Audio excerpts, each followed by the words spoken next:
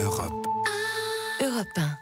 La politique intérieure, Hélène Jean, Emmanuel Macron part ce soir dans les Antilles françaises durement touchées par l'ouragan Irma, mais la polémique autour de l'impréparation du gouvernement face à cette catastrophe a soufflé tout le week-end. Marine Le Pen a fait oublier le temps d'une attaque visant le manque des moyens de secours et de maintien de l'ordre, l'état de confusion de son parti. Éric Ciotti des Républicains a embrayé, se trompant au passage d'ouragan, confondant Harvey, passé sur Houston fin août, avec Irma. Jean-Luc Mélenchon n'a pas été en reste en réclamant une commission d'enquête parlementaire afin d'évaluer, dit-il, si l'on a bien prépositionné des forces militaires et civiles en nombre suffisant.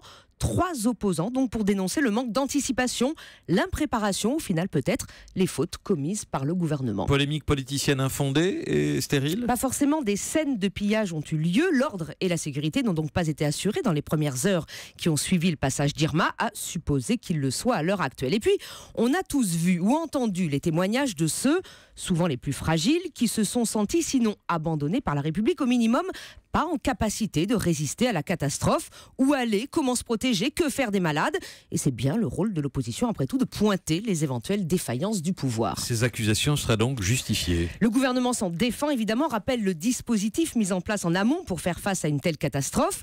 Ceci dit, ces efforts ostensibles depuis samedi soir pour prouver une totale mobilisation non seulement des services de l'État sur place, mais aussi de toute la machine exécutive à Paris, signent sans doute l'aveu d'un petit retard à l'allumage. Ce n'est que samedi soir que le président réunit pour la première fois une cellule de crise à l'Élysée. C'est José qu'on attend, mais Irma est déjà loin des côtes françaises. Les renforts annoncés par Gérard Collomb, ministre de l'Intérieur, sont arrivés après le passage de l'ouragan et ne seront sur place en masse qu'à partir d'aujourd'hui. Mais plutôt que d'ajouter à une catastrophe humaine, sanitaire et économique une polémique politique, est-ce qu'on ne peut pas raisonnablement se dire, 1, qu'Irma a peut-être pris le gouvernement de court parce que c'est un ouragan d'une force inédite. 2, que le plus important aujourd'hui est de savoir que ce type de catastrophe dite naturelle, avec ce degré de violence, va se réitérer.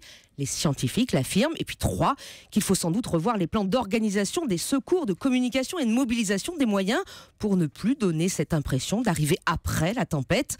Les risques nés de la crise climatique ont changé. Chaque État, et sans doute d'ailleurs les États ensemble, doivent prendre conscience d'urgence que tous leurs plans de prévention et de gestion de crise doivent très vite maintenant être redimensionnés. Hélène Jouan, merci. Vincent Hervouet, un petit mot. Après une catastrophe, on cherche toujours un responsable. C'est comme ça qu'on est fait nous maintenant.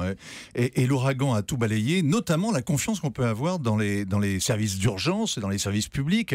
Ce qu'on n'arrive pas à comprendre, c'est que en situation de crise, le prépositionnement, l'anticipation, les moyens, c'est-à-dire les groupes électrogènes, l'eau, les forces de l'ordre, c'est une évidence. Comment ça se fait ?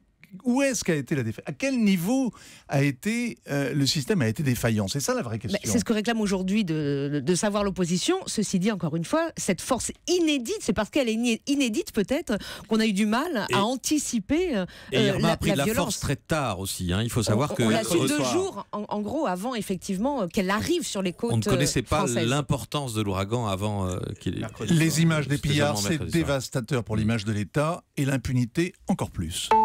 Europe 1.